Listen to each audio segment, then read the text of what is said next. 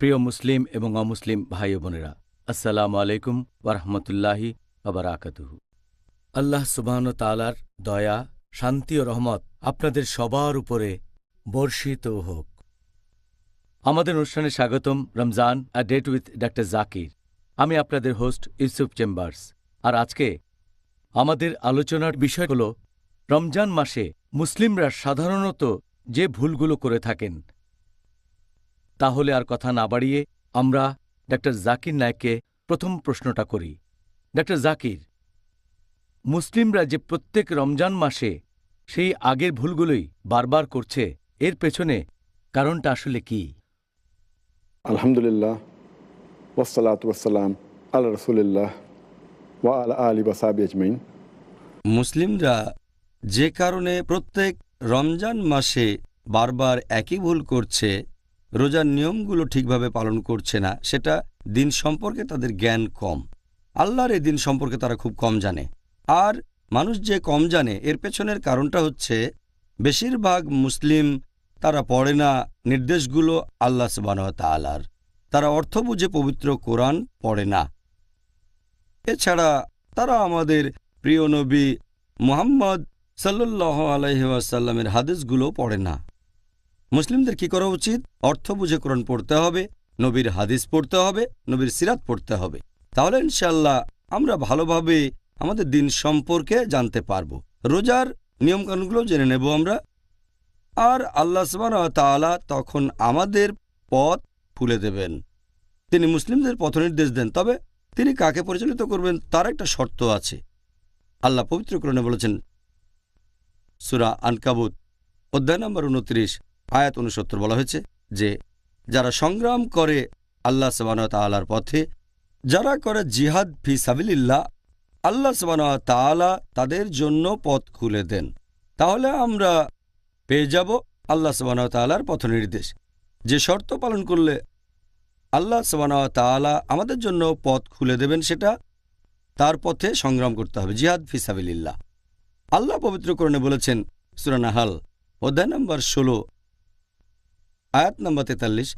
এছাড়াও আছে সূরা আম্বিয়া অধ্যায় নম্বর ২১ আয়াত নম্বর ৭। আল্লাহ বলেন, ফাসআলু আহলাজ যিকরি ইন কুনতুম লা তা'লামুন। যার অর্থ, তোমরা যদি কিছু না জানো অথবা সন্দেহ থাকে, তাহলে তাকে জিজ্ঞেস করো যিনি এ সম্পর্কে জানেন। যদি না জানো তাহলে জ্ঞানীদের জিজ্ঞেস করো। আর আলহামদুলিল্লাহ, আমাদের মুসলিম উম্মাহ, আমাদের মধ্যে অনেক জ্ঞানী আর বিশেষজ্ঞ আছেন। আমাদের উচিত হবে এই বিশেষজ্ঞদের জিজ্ঞেস করা। এই বিশেষজ্ঞগণ ইসলাম ধর্ম সম্পর্কে জানেন, তারা আমাদের দিনের নিয়মকানুনগুলো ভালো জানেন। এখন যদি রোজার কথা বলতে হয়, এটা ইসলামের গুরুত্বপূর্ণ স্তম্ভগুলোর মধ্যে একটা। প্রত্যেক মুসলিমের অন্তত এটা জানা উচিত যে কখন রোজা রাখা শুরু করব, রোজার নিয়মকানুনগুলো কি কি। বর্তমানে এই তথ্য প্রযুক্তির যুগে এগুলো জানা খুবই সহজ। মুসলিমরা শুধুমাত্র তাদের অবহেলার কারণেই এইসব নিয়মকানুনের ব্যাপারে অজ্ঞ থেকে যায়। এটা জেনে নেওয়া খুবই সহজ যে রোজা শুরুর সময়টা কখন থেকে শুরু হয়ে যায়, অর্থাৎ সাহরির সময় শেষ, তারপর ইফতারের সময় কখন, রোজা কখন ভাঙব, কোন কোন কারণে রোজা ভেঙে যায়, ইত্যাদি ইত্যাদি। শুধুমাত্র মুসলিমদের অবহেলা আর অজ্ঞতার কারণে তারা রমজান মাসে বারবার একই ভুলগুলো করে যাচ্ছেন। এবারের প্রশ্ন, এই পবিত্র রমজান মাসে মুসলিমরা সাধারণত কোন ধরনের ভুলগুলো করে থাকেন? এই রমজান মাসে মুসলিমরা যেসব কমন ভুলগুলো করে থাকে সেগুলোকে মোটামুটি 4 ভাগে ভাগ করা হয়ে থাকে। প্রথম ক্যাটাগরিটা হচ্ছে রোজার অতি আবশ্যকীয় নিয়মকানুনের ক্ষেত্রে মুসলিমরা সাধারণত যে ভুলগুলো করে থাকে। দ্বিতীয় ক্যাটাগরিটা হচ্ছে মুসলিমদের করা সেই ভুলগুলো যেগুলো রোজা সম্পর্কিত বিভিন্ন সুন্নতের বিরুদ্ধে যায়। তৃতীয় ক্যাটাগরিটা হচ্ছে মুসলিমদের করা সেই কমন ভুলগুলো যেগুলোর মূলে রয়েছে ইসলামের আবশ্যকীয় দায়িত্বগুলো পালনে অবহেলা আর এমন কিছু কাজ করা যেগুলো নিষিদ্ধ। আর চতুর্থ ক্যাটাগরি হচ্ছে রমজানের সময় মুসলিমদের করা অন্যান্য যাবতীয় ভুল। সত্যি বলতে ডক্টর জাকির, মাত্র একটা অনুষ্ঠানে মুসলিমদের রমজান মাসে করা সাধারণ ভুলগুলো নিয়ে আলোচনা করা এটা বেশ কঠিন হয়ে যাবে মাত্র একটা অনুষ্ঠানে। তবে আগামী ৩২ দিনের অনুষ্ঠানে ইনশাআল্লাহ আমরা চেষ্টা করব সবগুলো বিষয় নিয়ে আলোচনা করতে। এখন আপনি কি এটা বলবেন যে রমজান মাসে সব মুসলিমরা সাধারণত কোন গুরুতর ভুলগুলো করে থাকেন? রমজান মাসে মুসলিমদের করা কমন ভুলগুলোর প্রথম দুটো ক্যাটাগরি ইনশাল্লাহ এ ব্যাপারে আগামী ৩০ দিনে আমরা বিস্তারিত আলোচনা করতে পারব। আমি ইনশাল্লাহ এখন মুসলিমদের ভুলগুলো তৃতীয় আর চতুর্থ ক্যাটাগরিটা নিয়ে বলতে পারি। ৩ আর ৪ নম্বর ক্যাটাগরি নিয়ে কথা বলার আগে আপনি কি ১ আর ২ নম্বর ক্যাটাগরির সাধারণ ভুলগুলো সম্পর্কে কিছু বলবেন? প্রথম ক্যাটাগরির ভুলগুলোর মধ্যে যেগুলো সবচেয়ে বড়, অর্থাৎ রোজার অতি আবশ্যকীয় নিয়মকানুনের ক্ষেত্রে মুসলিমরা সাধারণত যে ভুলগুলো করে থাকে, সবচেয়ে কমন হচ্ছে যে মুসলিমরা প্রায় দেখা যায় রোজার নিয়ত করে না। নিয়ত খুবই গুরুত্বপূর্ণ। নিয়ত ছাড়া, নিয়ত না করলে রোজা কবুল হবে না। তাহলে নিয়ত করাটা খুবই গুরুত্বপূর্ণ।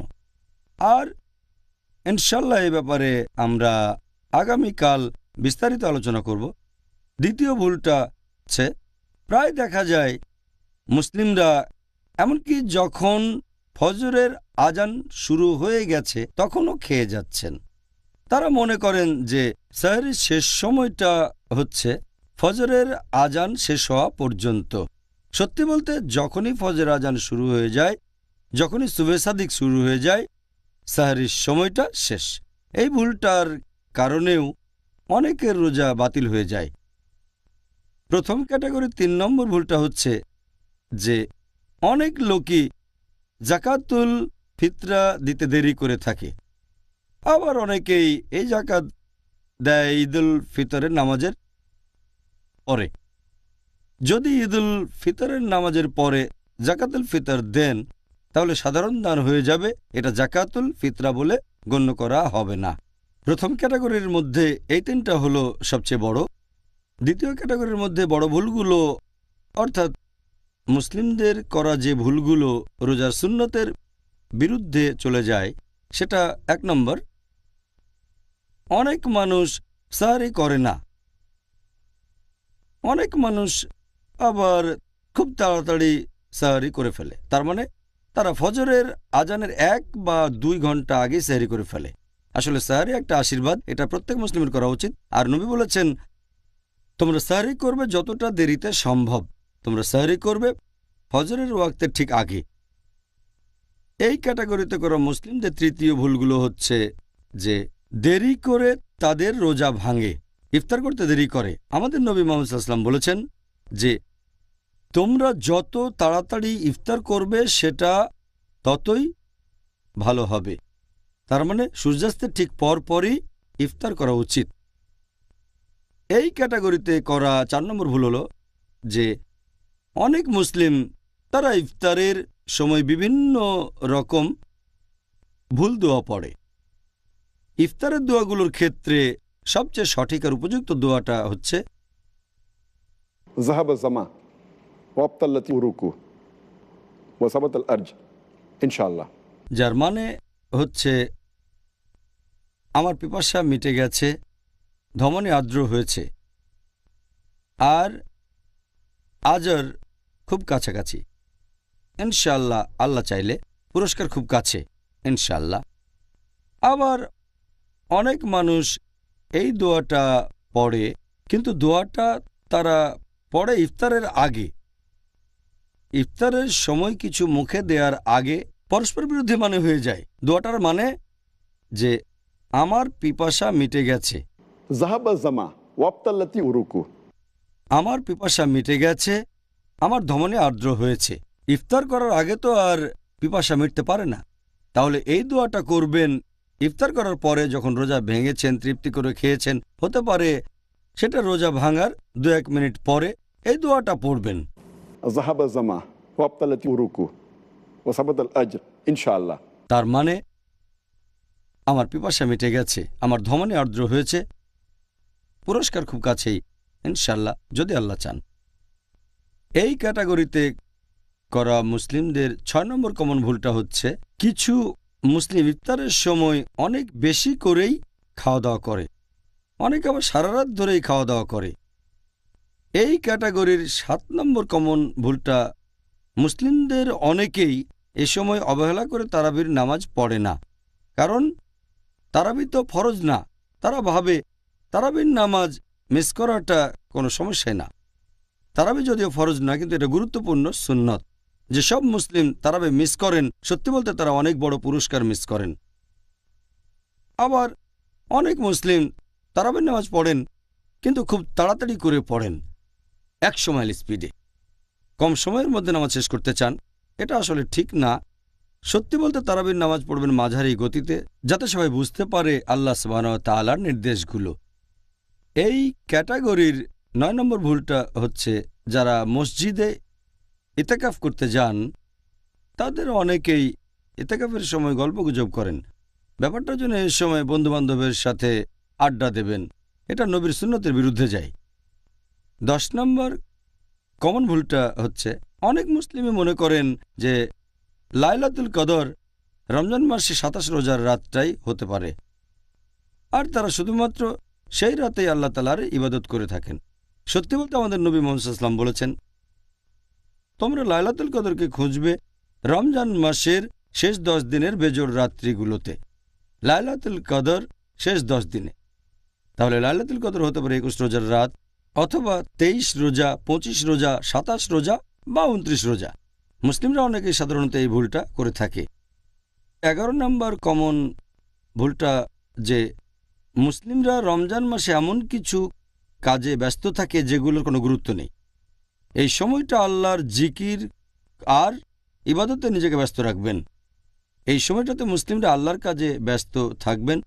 ফরজ নামাজ পড়ার পাশাপাশি নফল নামাজ পড়বেন, সুন্নত নামাজ পড়বেন। মুসলিমদের করা 12 নম্বর ভুলটা হচ্ছে মুসলিমরা দোয়া করে না। 13 নম্বর, তারা ক্ষমা প্রার্থনা করে না, এ সময় ক্ষমা চাওয়া উচিত। 14 নম্বর, তারা কোরআন পড়ে না, কোরআন পড়তে হবে যদি আল্লাহ সুবহানাহু ওয়া তাআলার আশীর্বাদ চান। এরপর 15 নম্বর হচ্ছে তারা রোজা রাখে, এজন্য তারা ক্ষুধার্ত থাকে, কিন্তু তারা মানসিকভাবে রোজার জন্য প্রস্তুত থাকে না, আর এই সময় তারা শুধু ক্ষুধার্তই থাকে। এতে করে রোজা রাখার প্রধান উদ্দেশ্যটা তাকওয়া অর্জন করা পূরণ হয় না। সংক্ষেপে এগুলো দ্বিতীয় ক্যাটাগরির ভুল। ডক্টর জাকির, এবারে আপনি কি আমাদের 3 নম্বর ক্যাটাগরির যে ভুলগুলো সে সম্পর্কে সংক্ষেপে কিছু বলবেন?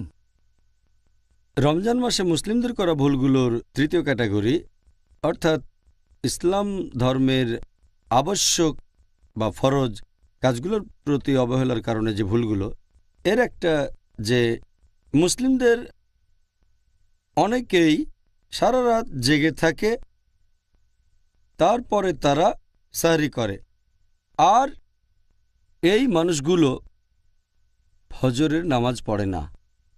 ফজরের নামাজ মিস করা একটা গুনাহ।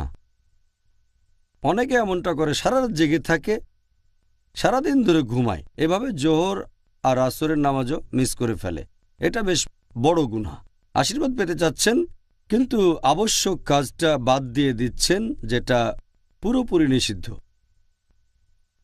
আবার অনেক মুসলিম জাকাত দেয় না, যদিও তাদের জাকাত দেওয়া উচিত। জাকাত হলো ইসলামের একটা অংশ। এখন যেসব মুসলিমের সঞ্চয়ের পরিমাণ নিসাব লেভেলের উপরে, তার মানে যাদের সঞ্চয় 85 গ্রাম স্বর্ণের চেয়ে বেশি, তারা প্রতি হিজরি বছরে এই উদ্বৃত্ত সম্পদের 2.5% দান করবে, এটাকে জাকাত বলে। এই ক্যাটাগরির চতুর্থ ভুলটা হচ্ছে অনেক মুসলিমই জাকাত দেন, তবে সঠিকভাবে জাকাতটা হিসেব করে দেন না। এরপর ইসলামে নিষিদ্ধ বিভিন্ন কাজ করার মাধ্যমে মুসলিমরা রোজার সময় যেসব ভুলগুলো করে থাকে, সবচেয়ে কমন হচ্ছে আসলে এই কাজগুলো সবসময় নিষিদ্ধ মুসলিমদের জন্য, হোক সেটা রমজান মাস বা অন্য যে কোনো মাস। তবে রোজার সময় বেশি সাবধান থাকবেন যেন এই কাজগুলো সারা জীবনে কখনো না করেন, আর রমজানে আরও বেশি সাবধান থাকবেন। সবচেয়ে কমন 1 নম্বর অনেক মুসলিমই পেছন থেকে নিন্দা করে, মিথ্যা কলঙ্ক ছড়ায়। পেছনে নিন্দা করা খুব বড় গুনাহ। আল্লাহ পবিত্র কোরআনে বলেছেন, সূরা হুজুরাত অধ্যায় ৪৯ আয়াত ১২, যারা পেছনে নিন্দা করে তারা যেন তাদেরই মৃত ভাইয়ের মাংস খায়। তাহলে পেছন থেকে নিন্দা করা আর কুৎসা রটানো খুব বড় গুনাহগুলোর একটা। এই ক্যাটাগরির দ্বিতীয় ভুলটা হচ্ছে যে মুসলিমদের অনেকেই এ সময় মিথ্যে কথা বলে, রমজান মাসেও তারা মিথ্যে কথা বলে। তৃতীয় ভুলটা হচ্ছে তারা এ সময় গালমন্দ করে। এটা সমর্থন করে না ইসলাম, গালমন্দ করা। চতুর্থ ভুল, তারা অশ্লীল কথা বলে। পঞ্চম ভুল হচ্ছে এ সময় তারা গল্প গুজবে মেতে ওঠে। ষষ্ঠ ভুল হচ্ছে অনেক মুসলিম বিভিন্ন নিষিদ্ধ কাজ করে। সপ্তম ভুল, অনেক মুসলিমই সময় কাটানোর জন্য মিউজিক বা গান শোনে, যে গানগুলো ইসলামিক না। এগুলো নিষিদ্ধ ইসলাম ধর্মে।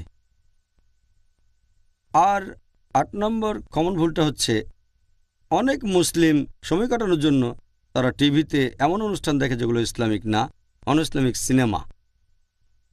৯ নম্বর কমন ভুল যেগুলো মুসলিমরা করে, সেটা অনেক মুসলিম এ সময় পড়ে অনইসলামিক ম্যাগাজিন, অনইসলামিক বই, অনইসলামিক গল্প। এগুলো নিষিদ্ধ ইসলাম ধর্মে। ১০ নম্বর কমন ভুল যেটা করে মুসলিমরা এই রমজান মাসে, অনেক মুসলিমই ইন্টারনেটে অনইসলামিক ওয়েবসাইটে যান। এটাও নিষিদ্ধ ইসলামে। ১১ নম্বর কমন ভুলটা হচ্ছে যে তারা অনেক বেশি খরচ করে, তারা হিসেব ছাড়া খরচ করে। ১২ নম্বর ভুল, অনেক মুসলিম খাবার নষ্ট করে। এই হচ্ছে সংক্ষেপে রোজার সময় তৃতীয় ক্যাটাগরিতে পড়া মুসলিমদের বিভিন্ন ভুল, অর্থাৎ এমন কাজ করা যেগুলো ইসলামে নিষিদ্ধ, আর সেগুলোকে অবহেলা করা যেগুলো ফরজ ইসলামে। এখন ডাক্তার জাকির, মুসলিমরা সাধারণত রমজান মাসে আর কোন ভুলগুলো করে থাকেন? রমজানে মুসলিমরা অন্যান্য যেসব ভুলগুলো করে, মানে চতুর্থ ক্যাটাগরি, এখানে ১ নম্বর ভুলটা হচ্ছে যে মুসলিমদের অনেকেই সারা রাত ধরে জেগে থাকে আর সারাদিন তারা ঘুমায়। তারা রাতের বেলায় সব কাজ করে আর দিনে ঘুমায়। তারা বানিয়ে নিচ্ছে রাতকে দিন আর দিনকে রাত। এতে রোজার উদ্দেশ্যটাই পূরণ হচ্ছে না। এই ক্যাটাগরির দ্বিতীয় ভুলটা হচ্ছে যে মুসলিমদের অনেকেই তারা অলস বসে থাকে, দিনের বেলায় কোনো কাজই করে না। এটা সম্পূর্ণভাবে রোজার আসল উদ্দেশ্যের বিরুদ্ধে। ৩ নম্বর কমন ভুলটা হচ্ছে যে মুসলিমদের অনেকেই দিনের বেলায় সময় কাটান বিভিন্ন রকম খেলাধুলা করে, দেখে, আনন্দ বিনোদনে। এতে উদ্দেশ্যটা পূরণ হচ্ছে না। ৪ নম্বর কমন ভুল, মুসলিমরা অনেকেই জাঁকজমকপূর্ণ ইফতার পার্টি করেন, এভাবে অনেক টাকা খরচ করেন, সেটা লোক দেখানোর জন্য। ৫ নম্বর কমন ভুল যে মুসলিমদের অনেকেই তারা তাদের পরিবারের মহিলাদেরকে ইফতার আর সাহরির জন্য অনেক পদের রান্না করতে বলে থাকে সবসময়। এতে করে পরিবারের মহিলারা তাদের বেশিরভাগ সময়টা কাটায় রান্নাঘরে। সত্যি বলতে এ সময় পরিবারের সবাই বেশিরভাগ সময় কাটাবে আল্লাহকে স্মরণ করে। আর পরিবারের মহিলারা যদি বেশি করে দোয়া করে, ইনশাল্লাহ এতে পুরুষরাও উপকৃত হবে। মহিলারা তাদের জন্য দোয়া করবে ইনশাল্লাহ। ৬ নম্বর কমন ভুল হচ্ছে যে মুসলিমদের অনেকেই এই রমজান মাসে বাড়ি মেরামত আর কেনাকাটায় ব্যস্ত থাকে, বিভিন্ন কাজে সময় ব্যয় করে, আল্লাহকে স্মরণ করে না। ৭ নম্বর কমন ভুল হচ্ছে যে মুসলিমদের অনেকেই তারা কি করে, রাতের বেলায় আল্লাহ তাআলাকে স্মরণ করে না, এমন কাজে ব্যস্ত থাকে যেগুলো আনপ্রোডাক্টিভ। যেমন ধরেন তারাবির পরে তারা বিভিন্ন আলাপ আলোচনা করে সময় নষ্ট করে। এটা ৮ নম্বর। ৯ নম্বর হচ্ছে মুসলিমদের অনেকেই তারা অনেক রাত আর রাতের বেশিরভাগ সময়টা কেনাকাটা করে। 10 নম্বর কমন ভুল হচ্ছে মুসলিমদের অনেকেই রাতের বেশিরভাগ সময় খাওয়া দাওয়া করে থাকে। 11 নম্বর, আমাদের মুসলিমদের অনেকেই রাতের বেলায় বাইরে গিয়ে ঘোরাঘুরি করে বেড়ায়।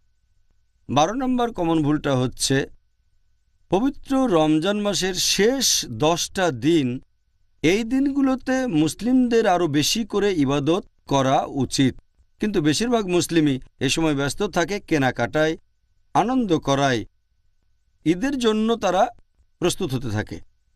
এ সময় তারা এমন কাজের সাথে জড়িত থাকে যেগুলো আনপ্রোডাক্টিভ, যে সময় তাদের উচিত ছিল ইবাদত করা। এই হলো রোজার সময় করা অন্যান্য ভুলগুলোর কয়েকটা, আর আমি আশা করব ইনশাআল্লাহ মুসলিমরা ভবিষ্যতে এই ভুলগুলো থেকে বিরত থাকবেন ইনশাআল্লাহ আজমাইন। এবারে পরের প্রশ্নটা হচ্ছে, আপনি এরকম কোনো ভুলের কথা কি বলতে পারেন যেগুলো হয় দেশ অথবা কালচারের প্রভাবে? এতক্ষণ যে ভুলগুলোর কথা বলেছি এগুলো পৃথিবীর প্রায় মুসলিমরা করে থাকেন। কিছু ভুল আছে যেগুলো হয়তো বিশেষ কোনো দেশের মুসলিমরা করেন বা বিশেষ কোনো কালচারের, যেমন ধরেন ভারতীয় উপমহাদেশে, তার মানে ভারত, পাকিস্তান, বাংলাদেশে রমজান মাসে মুসলিমদের অনেকেই রাতের বেলায় নাইট ক্রিকেট খেলে। তারা রাতের বেলায় ক্রিকেট খেলাতে ব্যস্ত থাকে, ইবাদতে ব্যস্ত থাকে না, আল্লাহর ইবাদত করে না। এই রাতের বেলায় ক্রিকেট, এটা ভারতীয় উপমহাদেশে বেশ কমন ব্যাপার। আপনারা যদি আরব দেশগুলোতে যান, বিশেষ করে মধ্যপ্রাচ্যে, সেখানে অনেক অফিসেই, অনেক কর্মক্ষেত্রেই, যেমন দোকান, মার্কেট, তার টাইমিংটা বদলে ফেলে। দিনের বেলায় মাত্র কয়েক ঘন্টা কাজ করে আর রাতে বেশিরভাগ সময়টা দোকান খোলা রাখে। তাতে কি হয়, লোকজনও রাতের বেলায় বেশি করে কেনাকাটা করে, দিনের বেলায় করে না। এভাবে ব্যবসা বেশি হয়। এতে করে কি হচ্ছে, এ সময় মানুষ কেনাকাটা নিয়েই ব্যস্ত থাকছে, আল্লাহ তাআলাকে স্মরণ করছে না। বিভিন্ন দোকানে কেনাকাটা আর খাওয়া দাওয়ায় ব্যস্ত থাকছে তারা। আর এছাড়াও যেসব লোকজন এইসব দোকানে চাকরি করে তারাও রাতে কাজ করতে বাধ্য হচ্ছে, কারণ তাদের ডিউটি। তাহলে এই লোকগুলো তাদের কর্মচারীদেরও বাধা দিচ্ছে, আল্লাহ তাআলার ইবাদত করতে দিচ্ছে না। কর্মচারীরা বাধ্য হচ্ছে কাজ করতে, তারা বাধ্য হচ্ছে এমন কিছু কাজ করতে যেগুলো সুন্নত অনুযায়ী নয়। ডক্টর জাকির, আপনি কি নবী মোহাম্মদ সাল্লাল্লাহু আলাইহি সাল্লামের এমন কোনো গুরুত্বপূর্ণ সুন্নাহর কথা বলতে পারবেন যেগুলো মানুষ রোজা ভেঙে যাওয়ার আশঙ্কায় পালন করে না? হ্যাঁ, এরকম কিছু সুন্নত আছে আমাদের নবীর, যেগুলো মুসলিমরা বাদ দেয়, এটা মনে করে যে রোজা ভেঙে যাবে বা মাকরু। আর রোজার সময় আমরা আমাদের নবীর সবচেয়ে গুরুত্বপূর্ণ যে সুন্নতটা বাদ দেই, সেটা মেসওয়াক ব্যবহার করা, দাঁত পরিষ্কার করার জন্য। অনেক মুসলিম মনে করে যে এটা ব্যবহার করাটা হলো মাকরু। এর কারণটা হচ্ছে নবী মুহাম্মদ সাল্লাল্লাহু আলাইহি সাল্লামের একটা হাদিস, এই হাদিসটার উল্লেখ আছে সহিহ বুখারীতে, খণ্ড নম্বর 3, বুক অব ফাস্টিং, 1904 নম্বর হাদিসে আছে। আমাদের নবী মুহাম্মদ সাল্লাল্লাহু আলাইহি সাল্লাম বলেছেন, আল্লাহর নামে শপথ করে আমি বলছি, তার হাতে রয়েছে মুহাম্মদ সাল্লাল্লাহু আলাইহি সাল্লামের রূহ, যে রোজদার মানুষের মুখের গন্ধ আল্লাহ তাআলার কাছে কস্তুরীর গন্ধের চেয়েও বেশি মিষ্টি। এই হাদিসের উপর ভিত্তি করে অনেক মুসলিম ভাবেন যদি মেসওয়াক করেন তাহলে রোজদারের মুখের গন্ধটা, বাজে গন্ধটা আর থাকবে না, তখন এতে আল্লাহ সন্তুষ্ট হবেন না। এটা মনে করে মেসওয়াক করেন না। এই মুসলিমরা এটা বুঝতে পারে না যে আমরা যখন মেসওয়াকটা ব্যবহার করি এতে মুখের সেই গন্ধটা, দুর্গন্ধটা দূর হয় না, যেটা মানুষ সাধারণত পছন্দ করে না, রোজদারের মুখের গন্ধটা। মেসওয়াক মূলত গাম পরিষ্কার করে, দাঁত পরিষ্কার রাখে, এতে করে দাঁত সুস্থ সবল থাকে, কিন্তু এতে দুর্গন্ধটা দূর হয় না, বিশেষ করে যদি সেই লোক রোজা রেখে থাকে। এছাড়াও এটা নবীর একটা সুন্নত। নবী মুহাম্মদ সাল্লাল্লাহু আলাইহি সাল্লাম তিনি বলেছেন, এটা আছে সহিহ বুখারীতে, খণ্ড নম্বর 2, হাদিস নাম্বার 887। আমাদের নবী মুহাম্মদ সাল্লাল্লাহু আলাইহি সাল্লাম বলেছেন যে যদি এটা আমার উম্মতদের জন্য কঠিন না হতো তাহলে প্রত্যেক নামাজের আগে আমি তাদের জন্য এই মেসওয়াক ব্যবহার করাটা বাধ্যতামূলক করে দিতাম। যেমন অজুর সময় মেসওয়াক ব্যবহার করা, নামাজ পড়ার আগে যেমন অজু করতে হয়, ঠিক তেমনি যদি উম্মতদের জন্য কঠিন না হয়ে যেত তাহলে নবী মেসওয়াক করাটাও আবশ্যক করে দিতেন। তিনি এখানে কোনো রকম ব্যতিক্রমের কথা বলেননি। সেরকম হলে তিনি বলতেন মেসওয়াক তাদের জন্য আবশ্যিক করে দিতাম শুধু রমজান মাস বাদে। এই গুরুত্বপূর্ণ সুন্নাহ এটা যদি রোজার সময় মাকরু হতো অথবা রোজা ভেঙে যেত তাহলে নবী আমাদের অবশ্যই জানাতেন। এতে প্রমাণ হয় যে এটা গুরুত্বপূর্ণ সুন্নাহ যেটা মুসলিমদের পালন করা উচিত, রমজান মাসে পালন করা উচিত। মেসওয়াক করলে রোজা ভেঙে যায় না, এটা মাকরু না, এটা হচ্ছে মুস্তাহাব, উৎসাহিত করা হয়েছে। আরেকটা গুরুত্বপূর্ণ সুন্নাহ যেটা মানুষজন এড়িয়ে চলে আর তারা মনে করে যে এতে রোজা ভেঙে যাবে, কবুল করা হবে না, সেটা হলো নাকের ভেতরে পানি দেয়া, পানি দিয়ে নাক পরিষ্কার করা, যেটা করা হয় বিশেষ করে অজুর সময়। তাই অনেক মুসলিম যখন অজু করে তখন নাকের কাছে পানিটা আনে, তারপর নাকের ডগায় একটু ছুঁয়ে দেয়, ব্যাস। ভেতরে পানি ঢুকিয়ে নাক পরিষ্কার করে না, ভেতরে তারা পানি নেয় না, যেটা অজুর সময় করা আবশ্যক। তারা ভাবে নাকে পানি ঢোকালে রোজা ভেঙে যায়। নাক থেকে পানি যদি কণ্ঠনালীতে চলে যায় তাহলে রোজা ভেঙে যাবে, কিন্তু এই সম্ভাবনাটা আসলে খুবই কম। আমাদের নবী মুহাম্মদ সাল্লাল্লাহু আলাইহি ওয়াসাল্লাম বলেছেন, এটা একটা সহিহ হাদিস, সুনান আবু দাউদ খণ্ড নম্বর 2 হাদিস নাম্বার 2360। আমাদের নবী বলেছেন, যখন তোমরা অজু করবে নাক দিয়ে বেশি করে পানি নাও শুধু রোজার সময় বাদ। তাহলে অন্য সময়ে অজু করলে নাকে বেশি করে পানি নিতে হবে শুধু রোজার সময়টা বাদে, কারণ রোজা রেখে যদি বেশি করে পানি নেন তাহলে সম্ভাবনা যদিও খুবই কম যে পানি কণ্ঠনালীতে গিয়ে রোজা ভেঙে যাবে। তবে এমনিতে যদি নাকের ভেতরে পানি নেন, সাধারণত কণ্ঠনালীতে পানি যায় না। তাই রোজার সময় আমাদের শুধু খেয়াল রাখতে হবে নাক দিয়ে বেশি পানি নেব না, তবে অজুর সময় নাকে পানি নিয়ে পরিষ্কার করতে হবে। এটাও গুরুত্বপূর্ণ সুন্নত যেটা অনেক মুসলিমই করে না, এটা থেকে বিরত থাকে, বিশেষ করে অজুর সময়। নবী এখানে পরিষ্কারভাবে বলেছেন যে রোজার সময়টা বাদে। মেসওয়াকের ব্যাপারে তিনি বলেছেন, আমি আবশ্যিক করে দিতাম যদি এটা আমার উম্মার জন্য কঠিন না হতো। এখানে যেহেতু রোজার কথা বলা হয়নি, তার মানে রোজা রেখেও মেসওয়াক করতে পারেন। আর রোজার সময় নাক দিয়ে বেশি পানি নেবেন না, তবে এ সময় নাকের ভেতরে পানি দিয়ে নাক পরিষ্কার করবেন। এই দুটো গুরুত্বপূর্ণ সুন্নাত অনেক মুসলিমই অজ্ঞতার কারণে রোজার সময় এগুলো পালন করে না। ডাক্তার জাকির, পরের প্রশ্ন, এটা খুব কমন প্রশ্ন, আর আমি নিজেও এই প্রশ্নের উত্তরটা জানতে চাই যে যদি শয়তানরা সবাই রমজান মাসে শেকলে বাধা থাকে তাহলে মানুষ কিভাবে এই সময়েও বিভিন্ন পাপ কাজ করে? আমিও একমত যে এটা একটা কমন প্রশ্ন। আমার মনে আছে অনেক বছর আগে যখন স্কুলে পড়তাম, হাদিসটা তখন শুনেছিলাম যে রমজান মাসে শয়তান শেকলে বাঁধা। তখনই আমার মাথায় এই প্রশ্নটা একবারে সঙ্গে সঙ্গে এসেছিল, আর প্রশ্নটা অনেক মুসলিমের মাথাতেই আসবে। অনেক অমুসলিমও ভাববে যে যদি শয়তান শেকলে বাঁধা থাকে তাহলে কিভাবে মানুষ রমজান মাসে গুনার কাজ করে। এটা আমাদের নবী সাল্লাল্লাহু আলাইহি সাল্লামের একটা হাদিস, আমি আগেও বলেছি। সহিহ হাদিস আছে মুসনাদ আহমদে খণ্ড নম্বর 2 পৃষ্ঠা নম্বর 230, হাদিস নাম্বার 7148। এছাড়াও এই হাদিসটা আছে সুনান আন-নাসাইতে অধ্যায় নম্বর 5 হাদিস নাম্বার 2106। এখানে আমাদের নবীজি বলেছেন যে তোমরা সবাই শোনো, রহমতের মাস রমজান তোমাদের সামনে এসেছে। আল্লাহ তোমাদের নির্দেশ দিয়েছেন তোমরা এই মাসে রোজা রাখো, আর বেহেশতের দরজা এই মাসে খোলা অবস্থায় থাকবে, দোজখের দরজা বন্ধ থাকবে, শয়তান থাকবে শেকলে বাঁধা। এই মাসের একটা রাত 1000টা মাসের চেয়েও উত্তম। আর যে ব্যক্তি এই মাসের রহমত থেকে বঞ্চিত হয় সে আসলে হতভাগ্য মানুষ। এখন এই হাদিসে পরিষ্কার করে বলা হয়েছে যে রমজান মাসে শয়তান শেকলে বাঁধা থাকবে। প্রশ্নটাও বেশ লজিক্যাল, শয়তান যদি শেকলে বাঁধা তাহলে মানুষ কেন এমন পাপ কাজ করে থাকে?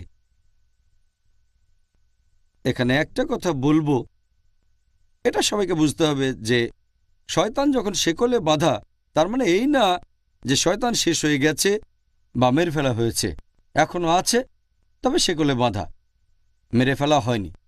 তাদের ক্ষমতা এখনো আছে, তবে তীব্রতা অনেক কম। ভালো করে বোঝার জন্য একটা উদাহরণ দিচ্ছি আমি, যে ধরেন একটা সিংহ অথবা বাঘ মুক্ত থাকলে সম্ভাবনা বেশি আপনাকে মেরে ফেলবে, বিপদে পড়তে পারেন। কিন্তু যদি সেই সিংহ অথবা বাঘটাকে শেকলে বাঁধা হয়, আপনি নিরাপদ। ততক্ষণই নিরাপদ থাকবেন যতক্ষণ নিরাপদ দূরত্ব বজায় রাখবেন। বাঘটাকে শেকলে বাঁধার পর আপনি যদি তার খুব কাছে আসেন তাহলে সম্ভাবনা থাকে যে আপনাকে মেরে ফেলবে।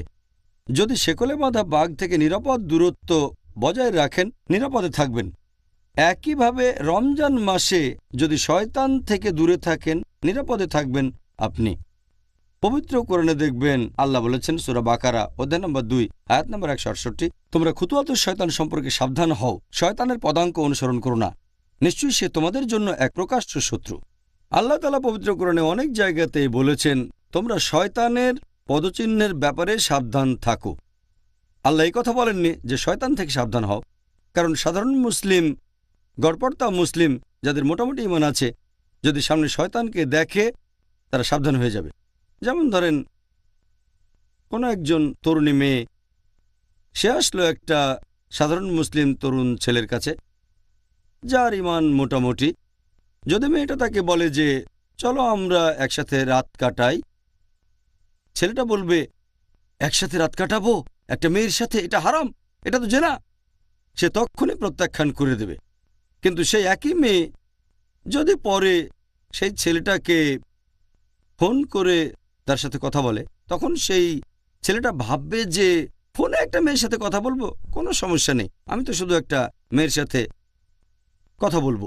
তারপর মেয়েটা বলল চলো কোনো ফাস্টফুডে গিয়ে আমরা খাই, ম্যাকডোনাল্ডসে বা কেন্টাকি ফ্রাইড চিকেনে, ফাস্টফুড দোকানে। আমি বেশ কিছু সময় ধরে একটা মেয়ের সাথে খাওয়া দাওয়া করবো ম্যাকডোনাল্ডসে, সমস্যা নেই। এভাবে ছেলেটা মেয়েটার সাথে খাওয়া দাওয়া করতে চলে যায় ম্যাকডোনাল্ডসে। তারপর মেয়েটা বলল চলো আমরা কোনো রেস্টুরেন্টে গিয়ে ডিনার সেরে ফেলি। রেস্টুরেন্টে বসে একটা মেয়ের সাথে খাওয়া দাওয়া করবো মাত্র কয়েক ঘন্টার জন্য, কোনো সমস্যা নেই। তারপর মেয়েটা বলল চলো আমরা একসাথে রাত কাটাই। তখন ছেলেটা বলবে একটা মেয়ের সাথে রাত কাটাবো, কোনো সমস্যা নেই। এটাই হলো খুতুয়াতুশ শয়তান, শয়তানের পায়ের চিহ্ন। এ কথাটা কোরআনে বলা নেই, উদাহরণটা আমার নিজের বানানো। তাহলে আল্লাহ তাআলা আমাদের নির্দেশ দিয়েছেন খুতুয়াতুশ শয়তানের ব্যাপারে সাবধান থাকো। শয়তানের পায়ের চিহ্ন, যদি শয়তান সরাসরি সামনে আসে কোনো সাধারণ মুসলিমের সামনে যার ঈমান আছে, সে সাবধান হয়ে যাবে, সেখান থেকে পালিয়ে যাবে। কিন্তু খুতুয়াতুশ শয়তান এটা হচ্ছে খুবই বিপজ্জনক। তাই আমরা বুঝতে পারছি শয়তান যখন শেকলে বাঁধা, তার পদচারণা তখন সীমিত জায়গা, তাই অনেক পাপেরই সম্ভাবনা তখন কম। তবে যদি আমরা তার কাছে চলে যাই তাহলে সম্ভাবনা আছে তার দ্বারা প্রভাবিত হয়ে আমরা পাপ কাজ করে বসব, গুনাহ করব। তাই আমাদের সাবধান থাকতে হবে যে রমজান মাসে যদি দূরত্ব বজায় রাখি তাহলে পাপ কাজ করার সম্ভাবনা কম। কিন্তু যদি শয়তানের কাছে চলে যায়, সে যদিও শেকলে বাঁধা, যেমন শেকলে বাঁধা অবস্থাতেও বাঘ চলাফেরা করতে পারে, শয়তানও ঠিক সেরকম। আমি ব্যাপারটা এইভাবেই দেখি। আমাদের নবী বলেছেন শয়তান শেকলে বাঁধা তারপরও চলাফেরা করে, তবে দূরে থাকতে হবে। যদি দূরত্ব বজায় রাখি তাহলে নিরাপদে থাকব। আর আমার মতে দ্বিতীয় কারণটা হচ্ছে যে এই পবিত্র রমজান মাসে যদিও শয়তান শেকলে বাঁধা, আমরা এটা ভুলে যাই যে বাকি 11টা মাস মুক্ত থাকে। আর এই 11 মাসে শয়তান মানুষকে যেভাবে প্রভাবিত করে সেটার প্রভাব আর ফলাফলটা রমজান মাসেও কিছুটা দেখা যায়। আপনাদের বোঝার সুবিধার জন্য আমি একটা উদাহরণ দিচ্ছি যে অনেক ড্রাগ ব্যবসায়ী যারা তাদের কাস্টমারদের বেছে নেয় কলেজ বা ভার্সিটির তরুণদের, প্রথম দিকে তারা কি করে ড্রাগস ফ্রি দিয়ে দেয়। এভাবে তরুণদের ড্রাগস দিয়ে লোভ দেখায়, আর কিছুদিন পার হয়ে গেলে সামান্য টাকার বিনিময়ে ড্রাগস বিক্রি করে থাকে। এরপরে চার্জ করা শুরু করে অনেক বেশি বেশি। তবে ততদিনে তরুণরা সে ড্রাগসে আসক্ত হয়ে গেছে। যদি সে ড্রাগস ডিলার সেখানে নাও থাকে, তারা খুঁজে বের করবে তাকে, যেখানে থাকুক খুঁজে বের করবে, কারণ ড্রাগস তখন লাগবে। এরপর যদি সেই ড্রাগস ডিলার বা সেই ড্রাগ ব্যবসায়ী জেলখানার মধ্যেও বন্দী থাকে, তাহলে তারা অন্য ড্রাগস ডিলার খুঁজে বের করে নেবে, অথবা কেমিক্যাল শপে গিয়ে বিভিন্ন ওষুধ কিনে খেয়ে দেখবে তারা তো আসক্ত হয়ে গেছে। তাহলে এই লোকগুলো যারা ড্রাগসে আসক্ত হয়ে গেছে, অথবা বলা যায় শয়তান আসক্ত হয়ে গেছে, যদিও শয়তান সেগুলো বাধা, তার প্রভাবটা রয়ে গেছে। তাহলে দেখতে পাচ্ছেন যে একজন মাদক ব্যবসায়ী, একজন ড্রাগস ডিলার উপস্থিত না থাকলেও তার প্রভাব আসক্তদের উপর ছড়িয়ে থাকে। এভাবে আমরা মানুষরাও পাপে অভ্যস্ত হয়ে গেছি। যদিও শয়তান এ সময় শেকলে বাঁধা, আমরা বারবার একই ভুল করি। তবে এই ক্যাটাগরিতে পড়বে যারা আসক্ত হয়ে গেছে, যারা পাপে আসক্ত, তারা এই কাজ করে। তবে সাধারণ মুসলিম, গড়পড়তা মুসলিম যে পাপে আসক্ত হয়নি, তাদের পক্ষে পাপ থেকে দূরে থাকাটা সহজ। এ ব্যাপারে তৃতীয় যে লজিকটা, সেটা হচ্ছে, যদিও অনেক বিশেষজ্ঞ বলেন যে এই পবিত্র রমজান মাসে শক্তিশালী শয়তানরা, বড় শয়তানরা শেকলে বাঁধা থাকে, ছোটগুলো মুক্ত থাকে, এজন্য মানুষ এ সময় পাপ করে। তবে আমি এটা যেভাবে দেখি, তৃতীয় কারণটা হচ্ছে, যদিও শয়তান এ সময়ে শেকলে বাঁধা, আল্লাহ বেঁধে রেখেছেন, তারপরও তার প্ররোচনা দেয়। শয়তানরা যেভাবে মানুষকে তার কাছে নিয়ে আসে, তার একটা হলো কুমন্ত্রণা দেওয়া, প্ররোচিত করা। আল্লাহ পবিত্র কোরআনে বলেছেন, আছে সূরা নাস অধ্যায় নম্বর 114 আয়াত 1 থেকে 6, কুল আউযু বিরাব্বিন নাস মালিকিন নাস ইলাহিন নাস মিন শাররিল ওয়াসওয়াসিল খান্নাস আল্লাযী ইউওয়াসওয়িসু ফি সুদুরিন নাস মিনাল জিন্নাতি ওয়ান নাস। তারা মানুষের মনের ভেতরে কুমন্ত্রণা দিয়ে তারপর বেরিয়ে যায়। তাদের মধ্যে রয়েছে জিন আর মানুষ। এখানে পবিত্র কোরআন আসলে শয়তানের কথা বলছে, যারা মানুষের মনে কুমন্ত্রণা দিয়ে তারপর বেরিয়ে যায়। আর এই সব শয়তানের মধ্যে রয়েছে জিন আর আছে মানুষ। তাহলে হয়তো আল্লাহ সুবহানাহু ওয়া তাআলা সেগুলো আটকে রেখেছেন সেই শয়তানদের যারা জিন, কিন্তু মানুষরা তো থাকে মুক্ত অবস্থায়। তাহলে শয়তানদের মধ্যে যারা জিন তারা আটক থাকে, তবে শয়তান তো মানুষের মধ্যেও রয়েছে। আল্লাহ সে কথাই বলেছেন, আমরা মুক্ত অবস্থায় থাকি। তবে এর পাশাপাশি শয়তানের কুমন্ত্রণার ব্যাপারে আমাদের সাবধান থাকতে হবে। ওয়াসওয়াসা, এই ওয়াসওয়াসা আমাদের বিভিন্ন পাপ কাজ করতে উৎসাহিত করে থাকে। রোজার সময় আমাদের অনেকে পাপ করে, কিন্তু সম্ভাবনাটা কম। আর এছাড়াও এই হাদিসে পরিষ্কার করে বলা হয়েছে যে আল্লাহ তোমাদের নির্দেশ দিয়েছেন তোমরা রোজা রাখবে, আর শুধু রোজা রাখলেই আমার মত অনুযায়ী শয়তানেরা শেকলে বাঁধা থাকবে। আমি সেই শয়তানের কথা বলছি যারা কুমন্ত্রণা দেয়। তাহলে নবী বলেছেন তোমরা রোজা রাখো, আল্লাহ তোমাদের নির্দেশ দিয়েছেন। শয়তান এ সময় শেকলে বাঁধা থাকবে। তাহলে শয়তান যে কুমন্ত্রণা দেবে, আপনি রোজা রাখলে তারা সেটা করতে পারবে না। শয়তানের কাছ থেকে দূরে থাকতে হলে আমরা রোজা রাখব। যদি নিয়ত করে রোজা রাখেন আল্লাহর কাছ থেকে পুরস্কারের আশায়, তাহলে এই শয়তান প্ররোচিত করতে পারবে না। আর এটা লজিক দিয়েও প্রমাণ করা যায়। যদি চেক করে দেখেন যে এই সময়ে মুসলিম দেশগুলোতে অপরাধের হার কেমন, দেখবেন রমজানে কম। তবে অমুসলিম দেশগুলোতে অপরাধের হারটা একই রকম থাকে। এর কারণ হলো, যেহেতু তারা রোজা রাখে না অমুসলিমরা, তাই শয়তান তাদের প্রভাবিত করতে পারে। যেহেতু মুসলিমরা রোজা রাখে, অবশ্য সবাই না, তবে বেশিরভাগই রোজা রাখে, অথবা বলা যায় অনেকেই রাখে। আর এই কারণেই রমজান মাসে মুসলিম দেশগুলোতে অপরাধের হার কম থাকে অন্যান্য অমুসলিম দেশগুলোর তুলনায়, আর অমুসলিম দেশগুলোতে অপরাধের হার আগের মতোই থাকে। এতেই প্রমাণ হয় যে এমন না হলে অমুসলিমরা অনেক কম পাপ করত। তাহলে শর্তটা হচ্ছে আমরা সবাই রোজা রাখব সঠিকভাবে আল্লাহ সুবহানাহু ওয়া তাআলার খাতিরে। এবারে শেষ প্রশ্ন। আপনি নবী মুহাম্মদ সাল্লাল্লাহু আলাইহি ওয়াসাল্লামের হাদিস সম্পর্কে যে কথা বললেন, এটা সেই প্রসঙ্গে যে রমজান মাসে বেহেশতের দরজা খোলা থাকে আর দোজখের দরজা বন্ধ থাকে। তার মানে কি এই যে আমরা এই পবিত্র মাসে মারা গেলে বেহেশতে যেতে পারব? এই প্রশ্নটাও একই হাদিসের ব্যাপারে, একই হাদিস যেটার উল্লেখ করা হয়েছে মাসনাদ আহমদে, খণ্ড নম্বর 2, পৃষ্ঠা নম্বর 230, হাদিস নাম্বার 7148। এছাড়াও এটার উল্লেখ আছে সুন্নান আল নিসাইতে অধ্যায় নম্বর 5, হাদিস নাম্বার 2106। একই হাদিস নবী বলেছেন, লোকজনের উদ্দেশ্যে বলেছেন যে রহমতের মাস তোমাদের সামনে, আল্লাহ তোমাদের নির্দেশ দিয়েছেন তোমরা এই মাসে রোজা রাখবে। এই পবিত্র মাসে বেহেশতের দরজা খোলা থাকবে আর দোজখের দরজা বন্ধ থাকবে। শয়তান থাকবে শেকলে বাঁধা। এই মাসের একটা রাত আসবে, সেটা 1000 মাসের চেয়েও অধিক উত্তম। আর যে লোক এই মাসের আশীর্বাদ থেকে বঞ্চিত হবে সে আসলে একজন হতভাগ্য মানুষ। এখান থেকেই প্রশ্নটা এসেছে, যেহেতু বেহেশতের দরজা এই সময় খোলা থাকে আর দোজখের দরজা বন্ধ থাকে, তাহলে এ মাসে কেউ মারা গেলে তো বেহেশতেই চলে যাবে, কারণ দোজখের দরজা তখন বন্ধ থাকে, বেহেশতের দরজা খোলা। তার মানে কি এই যে এই মাসে কোনো অমুসলিম মারা গেলে সেও বেহেশতে চলে যাবে?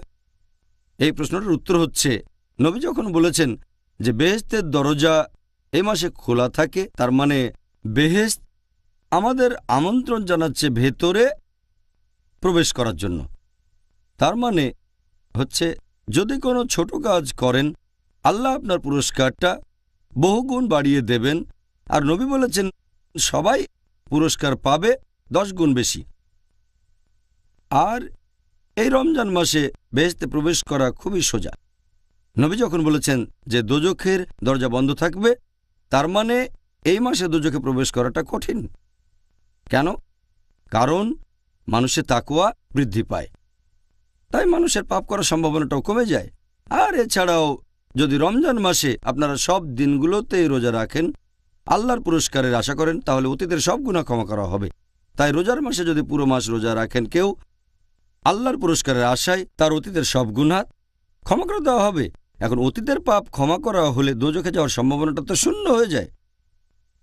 তবে আমাদের বুঝতে হবে যে কাজ করলে বেহেশতের দরজা খোলা থাকবে আর দোজখের দরজা বন্ধ থাকবে সেটা আপনাকে রোজা রাখতে হবে।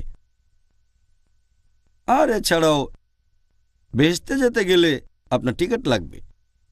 বেহেশতের টিকিটের কথা কোরআনে সূরা আসরে বলা হয়েছে, অধ্যায় নম্বর 103 আয়াত 1 থেকে 3। আল্লাহ বলেছেন, ওয়াল আসর ইন্নাল ইনসানা লাফি খুসর ইল্লাল্লাযিনা আমানু ওয়া আমিলুস সলিহাতি ওয়া তাওয়াসাউ বিল হাক্কি ওয়া তাওয়াসাউ বিস সাবর। মহাকালের শপথ, মানুষ সবসময় ক্ষতিগ্রস্ত হয় তারা বাদে যাদের ঈমান আছে, যারা সৎ কাজ করে, মানুষকে সত্যের উপদেশ দেয় এবং যারা মানুষকে ধৈর্য আর অধ্যবসায়ের উপদেশ দেয়। এই সূরাটা ইমাম শাফির কথা অনুযায়ী তিনি বলেছেন যে শুধুমাত্র এই একটা সূরা নাজিল হলেও সেটা মানুষজাতির পরিত্রাণের জন্য যথেষ্ট ছিল, এতটা গুরুত্বপূর্ণ। এটাকে বলা হয় রাহে নাজাত, পরিত্রাণ পাওয়ার পথ। কোনো মানুষ জান্নাতে প্রবেশ করতে চাইলে 4টা শর্ত আছে।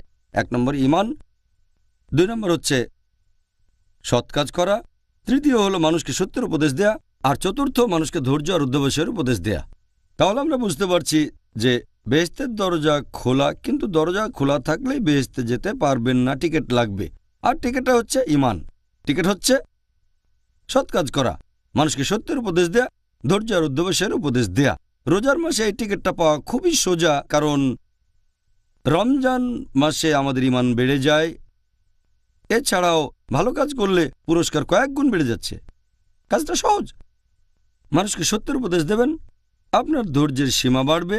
তাহলে হাদিসটা বলছে যে রোজার মাসে এটা সহজ, যে ইনশাল্লাহ আপনি বেহেশতে যাবেন, দোজখে যাবেন না। তার মানে এই না যে এই মাসে মারা গেলে প্রত্যেকে বেহেশতে যাবে। এখন যারা অবিশ্বাসী, তাদের তো ঈমান নেই, তারা বেহেশতে যাবে এমন প্রশ্নই আসে না। যদি কেউ বেহেশতে যেতে চায় তার টিকিট লাগবে, আর এই টিকিটের কথা আছে সূরা আসর।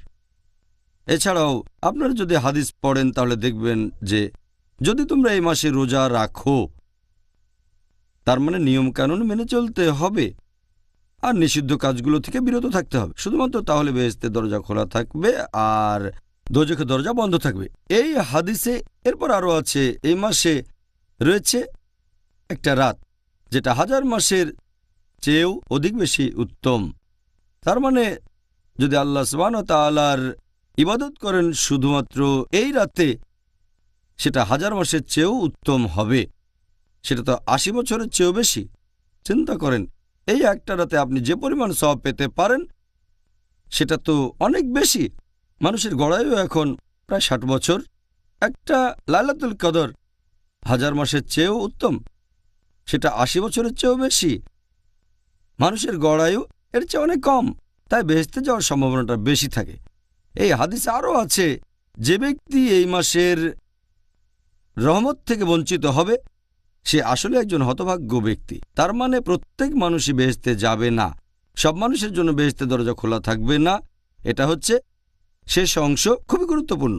অর্থাৎ যে ব্যক্তি এই পবিত্র মাসের আশীর্বাদ থেকে বঞ্চিত হবে সে আসলে একজন হতভাগ্য মানুষ। এটা তো মুসলিমদেরই বলা হচ্ছে। যদি কোনো মুসলিম রমজানের উপকারিতা না নিতে পারে আর এভাবে যদি বেহেশত মিস করে তাহলে সে আসলেই খুবই হতভাগ্য মানুষ। এর মধ্যে অমুসলিমরাও পড়বে, তারা আল্লাহর হেদায়েত পায়নি, সেজন্য তারা আসলেই হতভাগ্য। তাহলে ডক্টর জাকির, জাযাকাল্লাহ খায়ের, এই সুন্দর উত্তরের জন্য আপনাকে অনেক ধন্যবাদ। বিশেষ করে বলবো, আপনি শেষ 2টা প্রশ্নের উত্তর খুব সুন্দরভাবে দিয়েছেন। মাশাআল্লাহ, আলহামদুলিল্লাহ। ভাই ও বোনেরা, আশা করি আপনারা সবাই আজকের অনুষ্ঠান দেখে আমার মতো উপকৃত হয়েছেন। আগামীকাল আমাদের আলোচনার টপিক হবে রমজানের প্রারম্ভিক কথা, ইনশাআল্লাহ। আসসালামু আলাইকুম। আগামীকাল এই সময় আবার দেখা হবে।